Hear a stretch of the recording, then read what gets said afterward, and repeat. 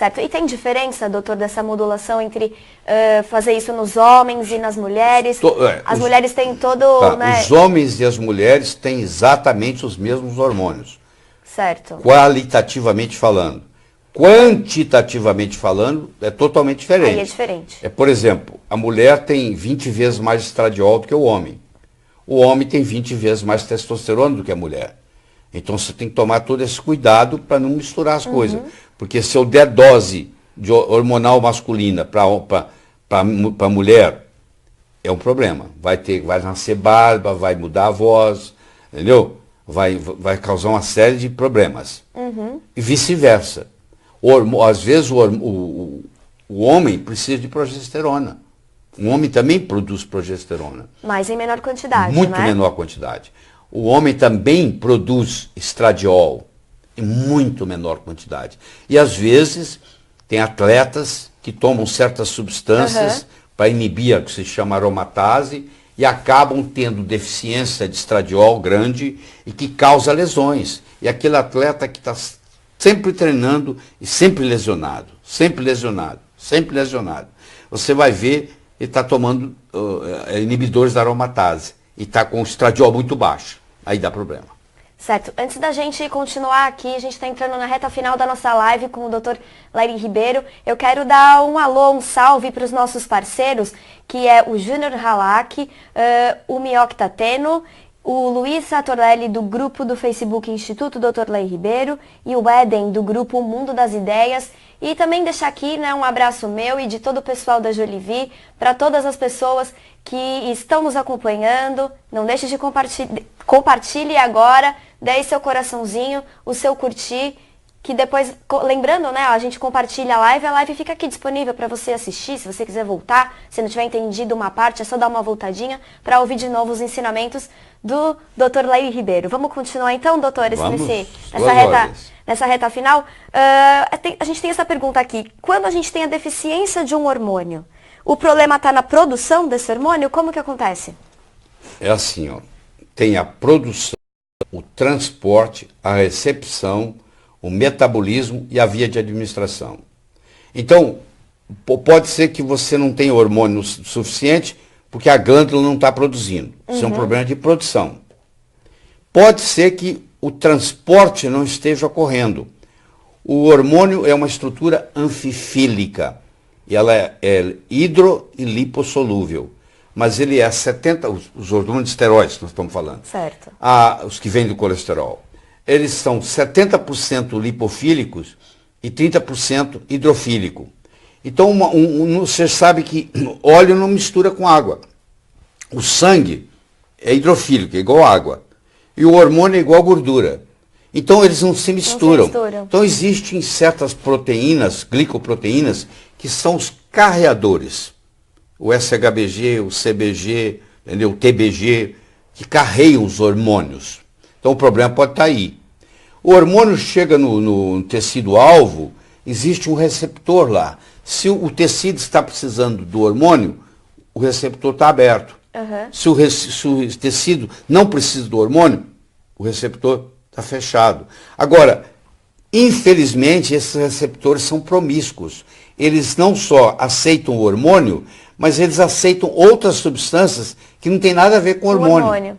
Que causam problemas hormonais, que são chamados xenoestrógenos. São substâncias geralmente derivadas do petróleo, que têm uma atividade chamada estrogenicidade.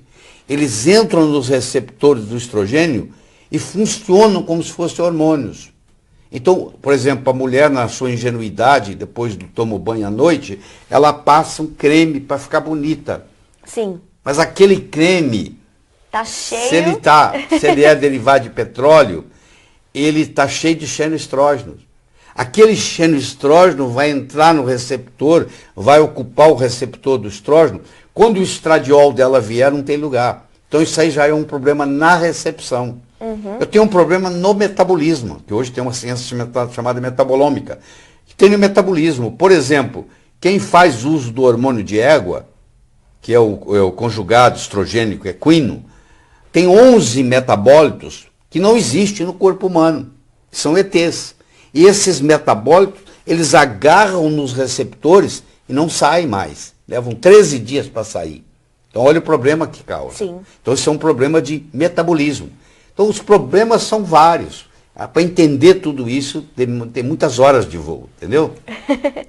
E para isso que o senhor estuda, né, de 8 a 10 horas por dia, para vir chegar aqui e dar essa aula para a gente sobre como envelhecer sem adoecer, certo? Isso aí. E a gente estava falando, né, doutor, que as mulheres, elas têm muito mais progesterona do que os homens. A produção é muito maior. E tem mais aqui. Quando uma mulher é engravida, ela aumenta em 20 vezes, a placenta aumenta em 20 a 25 vezes a produção de progesterona.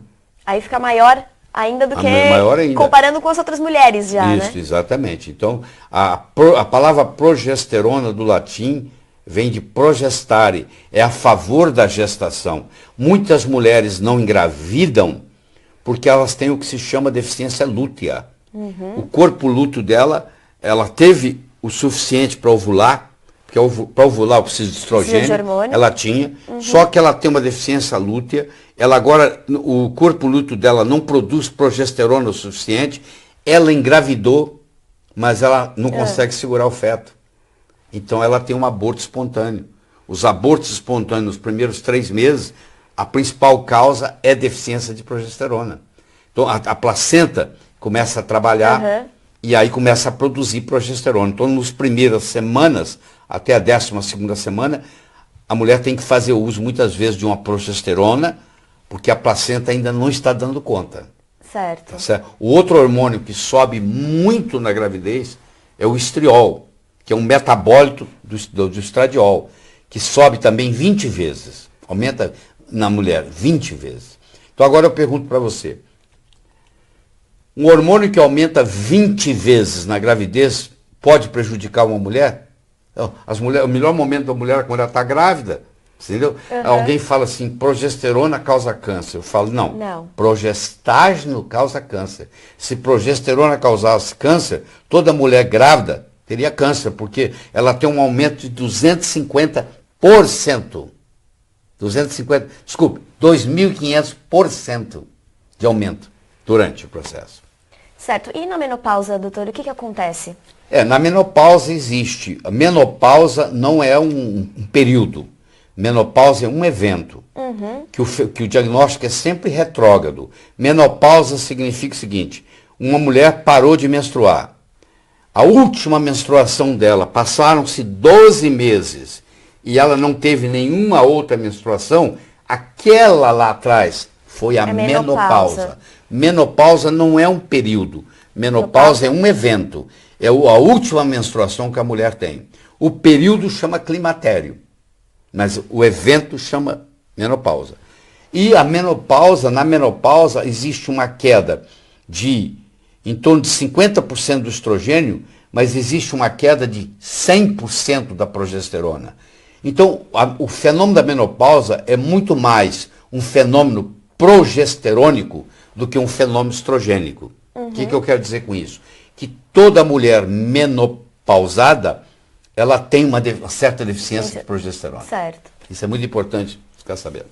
E aí, tem essa... Ela tem que procurar, no caso, um ginecologista que entenda disso bem, para poder fazer esse tratamento com essa progesterona de preferência isomolecular, ou seja, igual àquela que ela tem no corpo, que hoje está disponível no Brasil. E aí o aumento da qualidade de vida, porque tem muitas reclamações, né, sobre o climatério, então exatamente. Vai reverter tudo isso. Vai reverter tudo isso. Certo, doutor. E o que significa a predominância estrogênica? É importante saber disso também, eu disse que a relação progesterona-estrogênio no 21º dia do ciclo menstrual, numa mulher saudável, é de 200 a 300 vezes. Só que se você diminuir essa relação de progesterona e estrogênio, você tem uma doença chamada predominância estrogênica, que foi descoberta pelo Dr. John Lee, que era um grande endocrinologista e ginecologista americano, e ele mostrou que quando há maior aumento de estrogênio comparado com progesterona, a mulher vai ter tensão pré-menstrual, a mulher vai ter endometriose, a mulher vai ter doença fibrocística da mama, a mulher vai ter mioma uterino e pode até ter câncer de mama. Então, tudo isso advém desse desequilíbrio entre a progesterona e o estrogênio. Certo. Então, a modulação hormonal, as mulheres precisam mais dela do que os homens? É difícil eu dizer para você se precisa mais, porque o homem também, e todos esses hormônios que eu estou falando na mulher, no homem é a testosterona. A testosterona, ela é também um hormônio sexual. Sim. Mas o órgão que mais tem receptor para testosterona no corpo é o coração, é o cérebro, é o músculo, é o osso.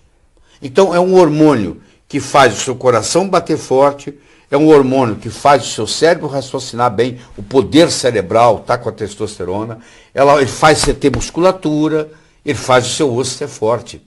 E também tem uma ação sexual. Então eu digo que a testosterona é um hormônio masculino também sexual, porque é muito mais importante eu ter um bom coração, ter um bom cérebro, ter bons músculos, ter bons ossos, do que ter atividade sexual. Entendeu? Porque você pode viver sem atividade sexual, mas você não pode viver sem coração, você não pode viver sem cérebro, você não pode viver sem osso, você não pode viver sem músculo. É que a gente vê por aí, né, nas outras mídias, e muito se fala sobre a questão dos hormônios nas mulheres, e acho que às vezes essa parte da saúde dos homens fica um pouco para trás. Mas hoje os urologistas estão se atualizando nisso, é geralmente o urologista que faz esse trabalho, e estão fazendo modulação também em homens, né? Tá certo, doutor. Tá bom? Tá certo, então. Então a gente vai ficando por aqui hoje. A gente contou com a presença do nosso consultor, do nosso nutrólogo, cardiologista, o maior especialista sobre saúde natural. Então, boa noite para você aí de casa. Boa noite, doutor Laíra. Eu queria te agradecer que você parou um pouquinho, né, com sua vida super ocupada, sua vida cheia de estudos, para dar um pouquinho de atenção aqui para a Jolivie, para os nossos seguidores, para os nossos assinantes. Boa noite, obrigada, doutor. Você quer dar um recadinho final aqui para o nosso leitor? Evite o mal, faça o bem, viva a sua vida extraordinariamente. Até a próxima. Tá certo. Obrigada, pessoal. Boa noite. Eu espero que vocês tenham gostado da nossa live com o Dr. Laír Ribeiro, e a gente volta com ele muito em breve. Não deixe de se informar, cadastre o seu e-mail. Até lá, até a próxima.